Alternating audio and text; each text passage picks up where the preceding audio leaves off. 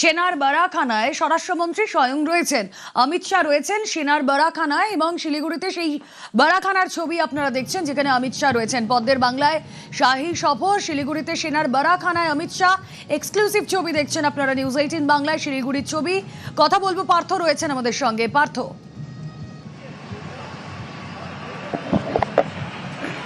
একেবারে দেখো, কিছুক্ষণ আগে কিন্তু প্রথমে তিনি একাধিক প্রকল্পের শিলান্যাস করেন এবং তারপরেই একেবারে জওয়ানদের মাঝে মিশে গেলেন কিন্তু স্বরাষ্ট্রমন্ত্রী অমিত শাহ।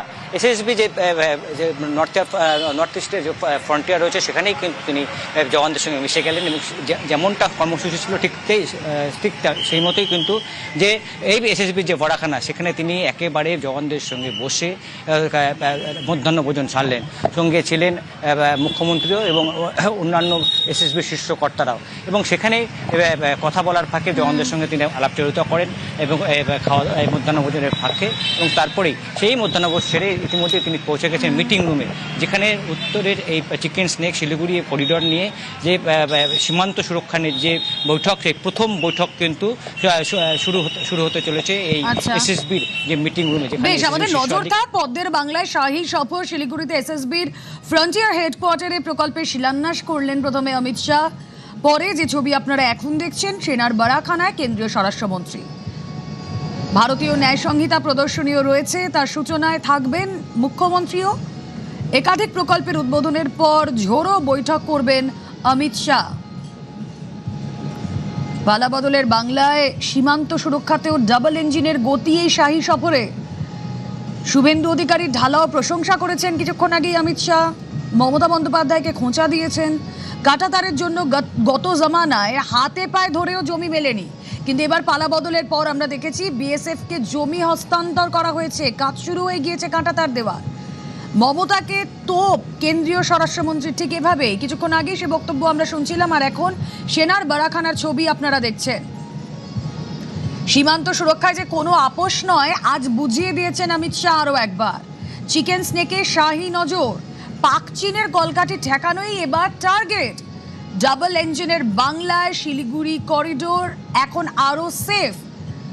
ভোকাল টনিকের পর এই কিছুক্ষণ আগে পার্থ জানাচ্ছিল যে এসএসবি বিএসএফ এর সঙ্গে বৈঠক, কেন্দ্রীয় স্বরাষ্ট্রমন্ত্রী সেখানে, ডিএমএসপিরাও থাকবেন, সেই বৈঠকের দিকেও আমাদের নজর থাকবে। এর পাশাপাশি আরও একটি গুরুত্বপূর্ণ কাজ আজ রয়েছে। এই যে শাহী বৈঠকের কথা বলছি, থাকবেন মুখ্য সচিব, DGO, special task force, anti terrorist squad, anti narcotics task force নিয়ে আলোচনা। কেন্দ্রীয় স্বরাষ্ট্রমন্ত্রীকে 100 দিনের কাজের রিপোর্ট রাজ্যের। সীমান্তে কাঁটাতার থেকে পুলিশের আধুনিকীকরণ, এনআইএ কোড ইস্যু ধরে ধরে পারফরমেন্স আর যাচাই করবেন অমিত শাহ।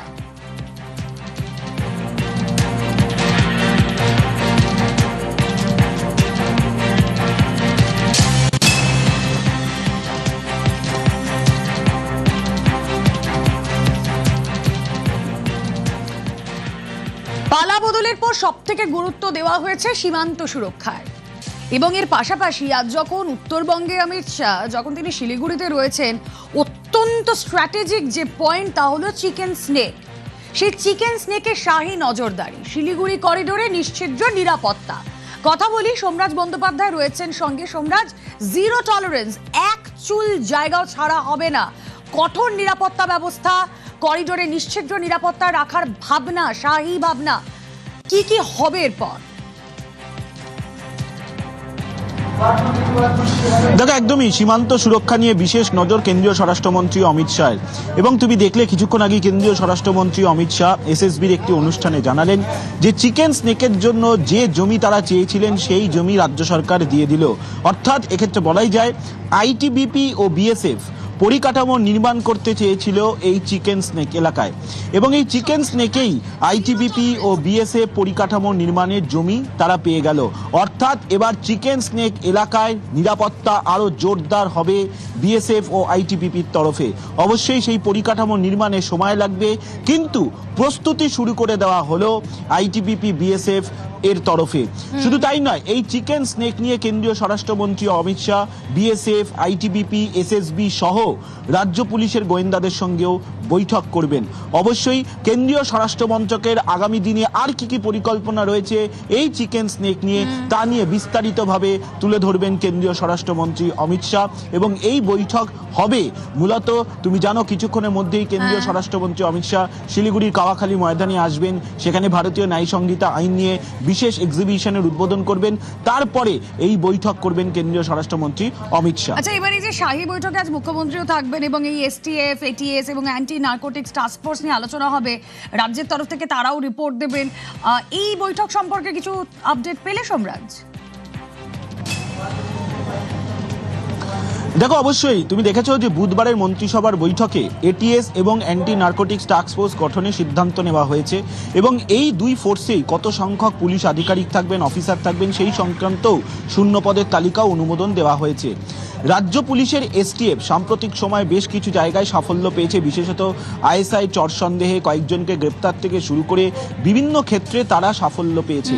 এসটিএফ এর তরফে আজকে পাওয়ার পয়েন্ট প্রেজেন্টেশন দেওয়া হবে কেন্দ্রীয় স্বরাষ্ট্রমন্ত্রী অমিত শাহের সামনে। মূলত গত 100 দিনে তারা কি সাফল্য পেয়েছে, আগামী দিনে তারা কি কি পরিকাঠামো নির্মাণ করতে চাইছে, বিস্তারিত তথ্য কেন্দ্রীয় স্বরাষ্ট্রমন্ত্রীর সামনে তুলে ধরা হবে। কেন্দ্রীয় স্বরাষ্ট্রমন্ত্রীর নির্দেশেই মুখ্যমন্ত্রী শুভেন্দু অধিকারীর সভাপতিত্বে বুধবার যে মন্ত্রিসভার বৈঠক হলো, সেখানে অ্যান্টি টেরোরিজম স্কোয়াড এবং অ্যান্টি নার্কোটিক্স টাস্ক ফোর্স গঠনের সিদ্ধান্ত নেওয়া হলো।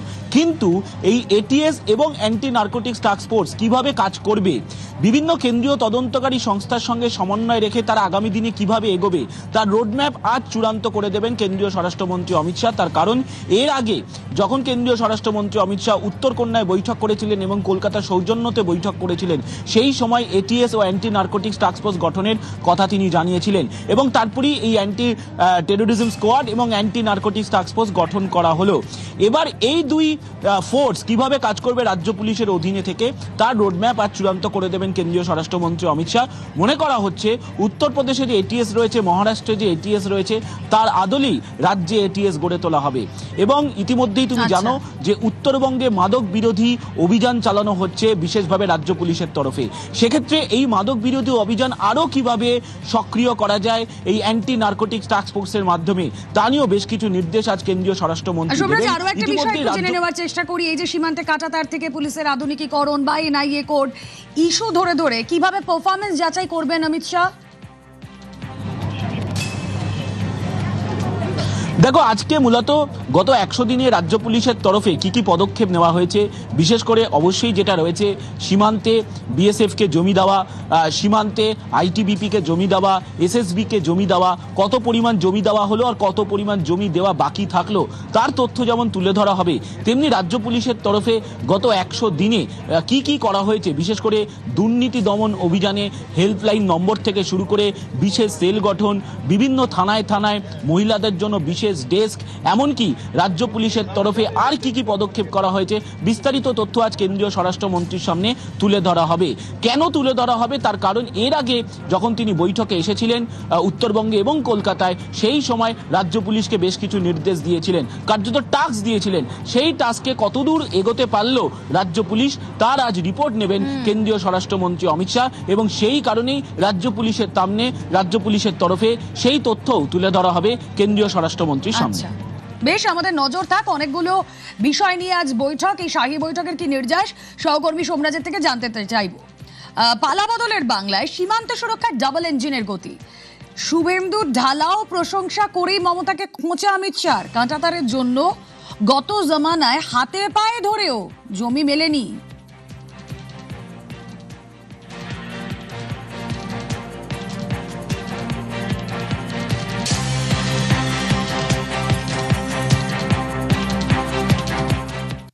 मैं शुभेंदु जी की बुरी बुरी प्रशंसा करना चाहता हूं कि जब से वो आए हैं हमें सीमा सुरक्षा के लिए जो भी सहयोग चाहिए था गृह मंत्रालय को, हम सिर्फ फोन करते हैं, पत्र तो बाद में जाता है, पहले परमिशन मिल जाती है। सरकार के गठन के 45 दिन के भीतर ही 1129 एकड़ भूमि जो हम 2014 से मांगते थे, हमें मिलती नहीं थी, शुभेंदु जी ने दे दिया। कुछ 29 एकड़ बाकी बचा है, तो बैठने के साथ ही उन्होंने कहा है 29 एकड़ का पैसा भेज दो, दूसरे ही दिन ऑर्डर हो जाएगा। मित्रों, ये तत्परता जो है वो भारतीय जनता पार्टी के मुख्यमंत्री नाते नहीं है। शुभेंदु जी मेरे मित्र हैं, मैं समझता हूं उनको। घंटों घंटों हमारी चर्चा हुई है पश्चिम बंगाल की समस्याओं के लिए। उनको मालूम है जब तक घुसपैठ नहीं रोकती, ना पश्चिम बंगाल सुरक्षित रह सकता है, ना भारत सुरक्षित रह सकता। हम ममता बनर्जी के हाथ पैर जोड़कर थक गए, मगर हमें भूमि नहीं दी। उनकी ऑफिस में भी पहुंच गया कि ममता जी, वो भारतीय जनता पार्टी को जमीन नहीं देना है, बीएसएफ को देना है, आप कृपया दे दीजिए। हाँ बोला, मगर गई तब तक नहीं दी। मैं आज इस मंच से बंगाल की जनता का बहुत बहुत धन्यवाद करना चाहता हूं कि आपने एक राष्ट्रीय सुरक्षा को तरजीह देने वाली सरकार को चुनकर बिठाया है। চিকেন স্নেকে শাহী নজরদারি, শিলিগুড়ি করিডোরে নিশ্ছিদ্র নিরাপত্তা। नरेंद्र मोदी सरकार ने सिलीगुड़ी कॉरिडोर चिकन नेक के राष्ट्रीय सुरक्षा के दृष्टिकोण को, उसके महत्व को बहुत अच्छे तरीके से पहचाना है। 8 राज्यों को जोड़ने वाला ये अत्यंत संवेदनशील महत्वपूर्ण गलियारा है। 3 अंतर्राष्ट्रीय सीमाएं नेपाल, भूटान और बांग्लादेश यही सिलीगुड़ी कॉरिडोर को लगती है, और एक प्रकार से इसकी सुरक्षा राष्ट्र की सुरक्षा के साथ जुड़ी हुई है। हमने सिलीगुड़ी कॉरिडोर की सुरक्षा को अभेद बनाने के लिए त्रिकोणीय सुरक्षा ग्रिड बनाया है। चोपड़ा, किशनगंज और धुबरी, ये तीनों बेस से पूरे सिलीगुड़ी कॉरिडोर में हमने जागरूकता भी बढ़ाई है, उपस्थिति भी बढ़ाई है, और यहाँ पर वर्चस्व भी बढ़ाया है। আচ্ছা, এবার আপনাদের রাহুল গান্ধীর ছবি দেখাই। রাহুল গান্ধী কি করছেন? দিল্লিতে জেনজিকে নিয়ে রাস্তায় নামলেন দেশের বিরোধী দলনেতা। তিনি রাস্তায় নামলেন দিল্লিতে জেনজিকে নিয়ে, কিন্তু ঝাড়খণ্ডে কিন্তু তিনি যাওয়ার সময় করে উঠতে পারেননি। আগে প্রধানমন্ত্রীর বাসভবনের সামনে ধর্নায় বসেছিলেন, আর এবার ধর্নায় বসলেন পার্লামেন্টারি স্ট্রিটে ডিসি সেন্ট্রালের অফিসের সামনে। কিন্তু কেন? তাই তো 20 জুলাই ককরোচ জনতা পার্টির সমর্থকদের বিক্ষোভে পুলিশি দমন পীড়নের অভিযোগ ওঠে। প্রতিবাদীদের ওপর ছড়া বন্দুক দিয়ে গুলি চালানোরও অভিযোগ উঠেছে।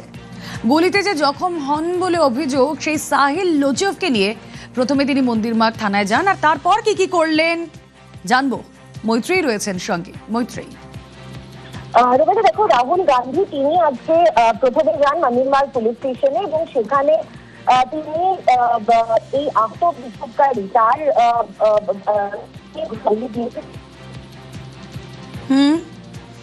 মৈত্রেয়ী তোমার ভয়েস ব্রেক করছে। হ্যাঁ বলো প্লিজ বলো। আমার কথা শুনতে পাচ্ছ? যেটা আমি বলছিলাম যে রাহুল গান্ধী তিনি প্রথমে যান মন্দিরমার্গ পুলিশ স্টেশনে, এবং সেখান থেকে পার্লামেন্ট স্ট্রিট থানায় তিনি যান, এবং সেখানে ডিসি সেন্ট্রালের সঙ্গে দেখা করেন। এবং তারা এই দাবি তারা তুলছেন যে এই যে প্যালেট গানের হামলা করা হয়েছিল বিক্ষোভকারীদের ওপর, সেই প্যালেট গান হামলার ঘটনায় যে সমস্ত অভিযুক্ত পুলিশ কর্মী ছিলেন তাদের বিরুদ্ধে এফআইআর রুজু করতে হবে। এবং এখনো পর্যন্ত দিল্লি পুলিশের তরফ থেকে সদর্থক ইঙ্গিতে না মেলায় রাহুল গান্ধী সেখানেই কিন্তু এই মুহূর্তে ধর্নায় বসে পড়েছেন, এবং তার তরফ থেকে স্পষ্ট করে জানানো হচ্ছে যে যতক্ষণ না পর্যন্ত এফআইআর রুজু হচ্ছে এই প্যালেট গান ইস্যুতে, ততক্ষণ পর্যন্ত তিনি ধর্নায় বসে থাকবেন। অন্যান্য কংগ্রেস নেতৃত্ব সেখানে ইতিমধ্যেই উপস্থিত হয়েছে, এবং তারাও রাহুল গান্ধীর সঙ্গে এই ধর্নায় তারা যোগ দিয়েছেন। রুমেলা, ওকে।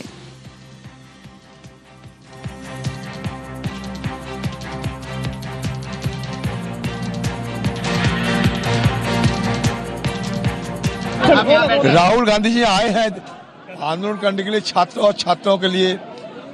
उनकी तरफ से जो मांग किए जा रहे हैं कि एफआईआर को दर्ज करना चाहिए, ये मौका नहीं दिया जाता है। पुलिस ने यह तानाशाही की रास्ता अपना रही है, इसलिए राहुल गांधी जी के विरोध आंदोलन छिड़ा, आंदोलन में साथ देने के लिए आए हैं।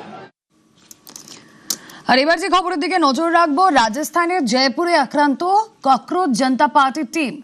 সরকারি স্কুলে পরিদর্শনের সময় হামলার অভিযোগ। ককরোচ জনতা পার্টির সদস্যদের তাড়া করে মার স্থানীয় বিজেপি নেতা কর্মীদের বিরুদ্ধে অভিযোগ। হামলার অভিযোগ খারিজ বিজেপি নেতৃত্বে। এই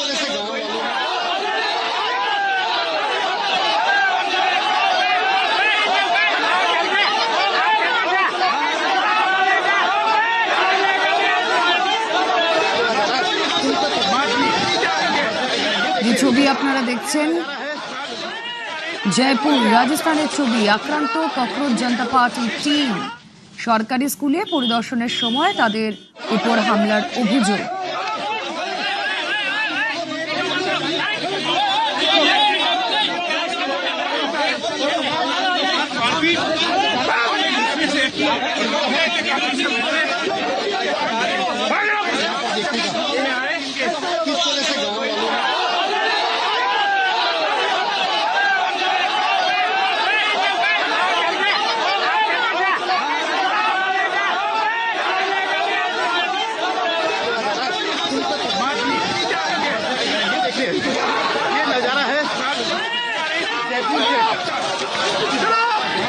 आज यहाँ रामपुरा में स्कूल का विजिट करने आए थे।